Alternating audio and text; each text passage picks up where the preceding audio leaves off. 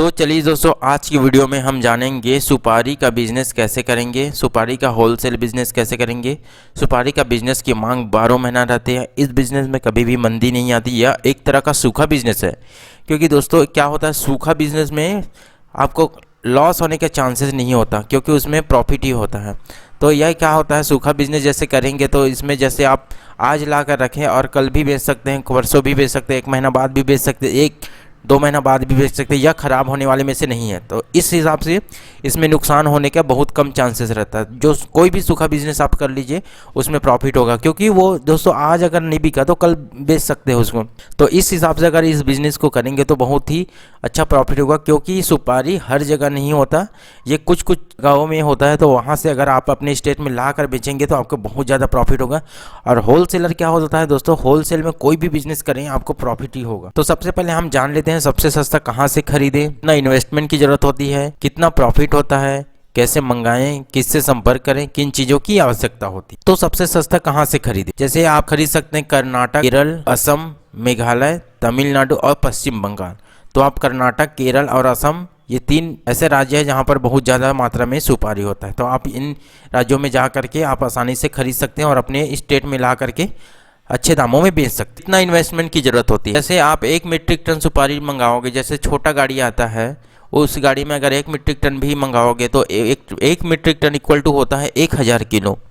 अगर आपको होलसेल में 75 रुपये पर किलो पड़ेगा तो आप सीधा 75,000 का इन्वेस्टमेंट करना पड़ेगा। इसके ऊपर जितना भी कर सकते हैं, बट इससे नीचे नहीं कर सकते, क्योंकि होलसेल में क्या है, मिनिमम आपको इतना इन्वेस्टमेंट करना ही पड़ेगा। कितना प्रॉफिट होता है, सिर्फ 10 रुपये पर किलो मार्जिन लेकर चलेंगे तो 1000 किलो अगर मंगाते हम, हर किलो में अगर 10 रुपये शुद्ध बचता है ट्रांसपोर्टिंग और लेबर चार्जेस को काट कर, तो सीधा सीधा आपको 10,000 रुपये का प्रॉफिट होता है। दोस्तों 1000 किलो कोई बड़ा भारी नहीं है, क्योंकि आप होलसेलर हो, आपसे सब होलसेलर खरीदेगा, आपसे किराना दुकान वाले खरीदेगा, आपसे जो छोटा छोटा शॉप होता है वो वाला खरीदेगा, आपसे जो पान ठेला वाला होता है वो तो इसमें क्या होता है दोस्तों, 1000 किलो एक ही दिन में बिक सकता है, क्योंकि आप पूरे अपने डिस्ट्रिक्ट जो जिला होता है उसमें आप पूरा अपना व्यापार स्थापित करेंगे, अपना सेल्स का। तो इस हिसाब से आप 10,000 रुपए प्रॉफिट कमा सकते। कैसे मंगाएं, या तो डायरेक्ट ब्रोकर के जरिए मंगा सकते हैं या डायरेक्ट वहां के किसान से ले सकते हैं। अब दोस्तों डायरेक्ट ब्रोकर के जरिए लेने से और डायरेक्ट किसान से लेने में क्या क्या फायदे चलिए बता देता हूँ। अगर आप डायरेक्ट ब्रोकर के थ्रू लेते हैं तो वहां पर क्या होता है, उस वैल्यू का दाम बढ़ जाता है। कैसे, क्या है, ब्रोकर अपना ब्रोकरेज चार्ज काट के देता है, जैसे 50 पैसा से 1 रुपया वो महंगा हो जाता है। तो अगर डायरेक्ट किसान से खरीदेंगे तो क्या होगा, डायरेक्ट किसान के पास जाएंगे और अपना गाड़ी को भरवा कर मंगा लेंगे, बट रास्ते में अगर कुछ हो गया तो वहाँ पर क्या हो सकता है, आपको बहुत ज़्यादा नुकसान हो जाएगा। लेकिन अगर ब्रोकर के थ्रू मंगाएंगे तो क्या करता है, ब्रोकर आपको पहुँचा के देता है, साथ में उस माल का इंश्योरेंस भी करवा के देता है, ताकि रास्ते में कुछ होगा तो उसका इंश्योरेंस क्लेम मिल जाता है। वहाँ पर नुकसान का किससे संपर्क करें, तो आप डायरेक्ट वहाँ के किसान से भी संपर्क कर सकते हैं। अगर वहाँ के किसान का नंबर नहीं मिल पा रहा है, या तो फिर वहाँ आपको आइडिया नहीं लग रहा है किससे मिलना है, तो आप इंडिया मार्ट के वेबसाइट में भी जाकर देख सकते हैं। तो चलिए जैसे इंडिया मार्ट का वेबसाइट के कैसे आपको सर्च करना है एक डेमो दिखा देता हूँ। तो चलिए बता देता हूँ आपको संपर्क किससे करना है। सबसे पहले आपको क्या करना है, अपना गूगल खोल लेना, गूगल में क्या करना है, इंडिया मार्ट करके लिख लेना है, इस तरह से इंडिया मार्ट, और इस तरह से करने के बाद इसको सर्च कर देना है।